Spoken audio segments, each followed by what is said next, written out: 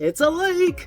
And I just made a quick little informational video to show you how easy it is to fix a leak when your hosing splits. So, if I can do it, anyone can do it.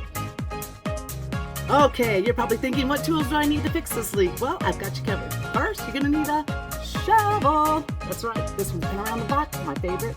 Green Acres is the place. Move it out. Next, you're gonna need to have the tubing, because usually this is where the split is, somewhere in here. Then, you're gonna need connectors, 1, 2, who knows?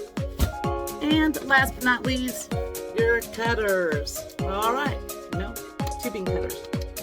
There you have it. Oops, one last thing. I cannot forget, you are gonna need a little muscle. And there you have it.